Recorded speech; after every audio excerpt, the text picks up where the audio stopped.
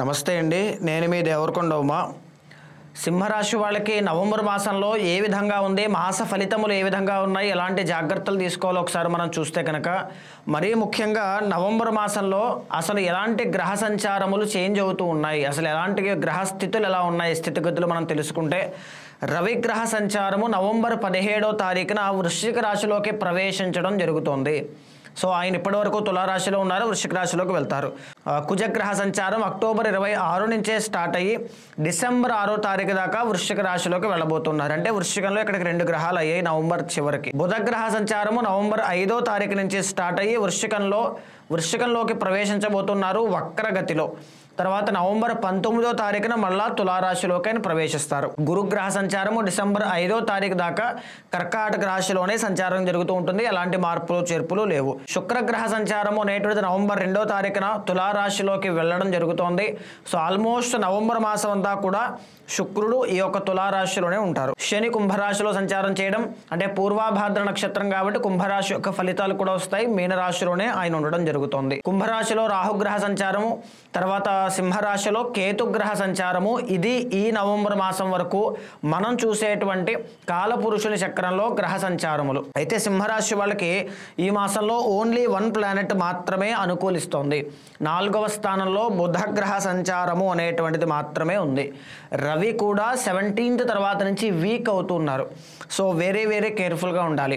మనం ఒక్కసారి స్టార్టింగ్ నుంచి అన్నీ కూడా ఎలా ఉన్నాయి ఏంటో మనం చూస్తే, మీ సింహరాశిలో అంటే లగ్నంలో కేతుగ్రహ సంచారము అనేటువంటి జరుగుతోంది. కన్సిస్టెన్సీ అనేటువంటిది వర్క్లో లేకపోవడం కానీ, మనీ విషయంలో కన్సిస్టెన్సీ లేకపోవడం కానీ, హెల్త్ విషయంలో కన్సిస్టెన్సీ లేకపోవడం కానీ, అనేక రకాల ఆలోచనలతో సతమతం అయ్యేటువంటి అవకాశములు చాలా ఎక్కువగా కనబడుతున్నాయని చెప్పొచ్చు. 3వ స్థానంలో రవి అనేటువంటి ఆయన కనబడుతూ ఉన్నారు. ఇక్కడ రవి లగ్నాధిపతి.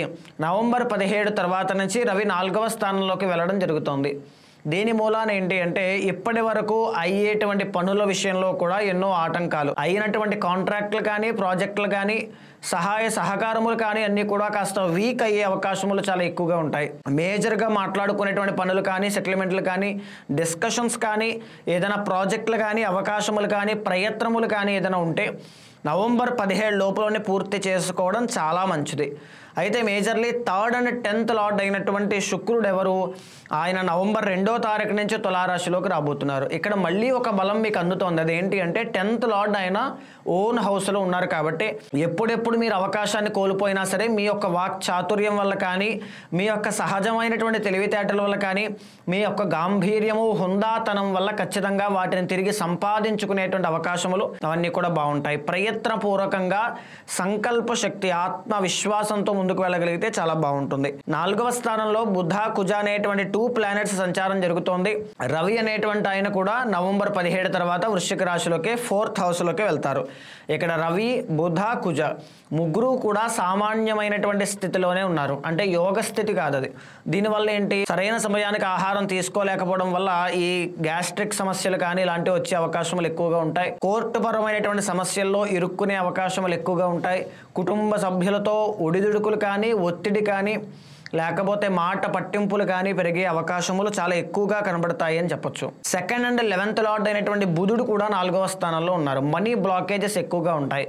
అంటే డబ్బులు ఇవ్వాల్సిన వాళ్ళు ఇవ్వకపోవడం కానీ, రావాల్సినవి రాకపోవడం కానీ, వచ్చేస్తాయి, ఇదిగో వచ్చేస్తాయి, అదిగో వచ్చేస్తాయి కానీ రావు. సో ఇలాంటి వాతావరణం మధ్యలో మానసిక ఒత్తిడి అనేటువంటి చాలా విపరీతంగా పెరుగుతుంది.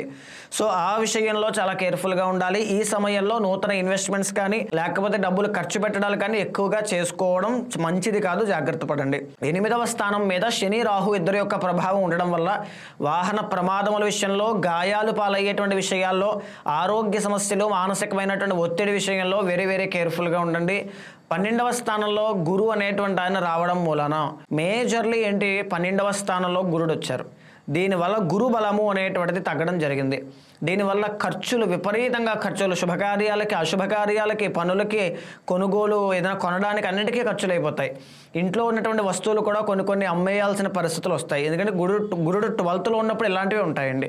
సో కొంచెం జాగ్రత్తగా వృధా ఖర్చులు, అనవసరమైన విషయాలకు సంబంధించిన ఖర్చులు తగ్గించుకోవడం చాలా మంచిది. వెరీ కేర్ఫుల్గా ఉండండి. ఇకపోతే సింహరాశి వాళ్ళకి బుధుడు అనేటువంటి ఆయన కొంచెం యోగదాయకంగా కనబడతారు. ఎందుకంటే 4వ స్థానం కాబట్టి. సో ఇక్కడ బుధుడు అనేటువంటి ఆయన ఎప్పుడైతే యోగిస్తున్నారో ఎడ్జ్ టైం అంటే లాస్ట్ మినిట్లో, ఎందుకంటే అదే బుధుడితో పాటు కుజుడు ఉన్నారు, రవి కూడా ఉన్నారు.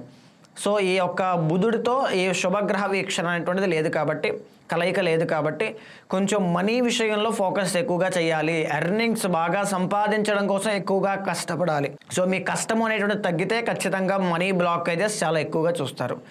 సో ఓవరాల్గా చెప్పాలి అంటే సింహరాశి వాళ్ళకి ఈ మాసం మిశ్రమ ఫలితాలు గోచరిస్తూ ఉన్నాయి. గ్రహాల యొక్క స్థితిగతులు అనేటువంటివి ఆ విధంగా ఉన్నాయి కాబట్టి కార్తీక మాసం ఇప్పుడు నడుస్తోంది కాబట్టి నవంబర్ మాసంలో ఎక్కువగా ఈ నవంబర్ మాసంలో ప్రతి సోమవారము కూడా శివుడికి పంచామృతాలతో అభిషేకం చేయండి. గురువారం నాడు పసుపు రంగు వస్త్రం తీసుకుని అందులో శనగలు వేసి ఒక బెల్లం ముక్క పెట్టి గురువారం నాడు దానంగా ఇవ్వడం వల్ల గురు బలము అనేటువంటిది పెరుగుతుంది.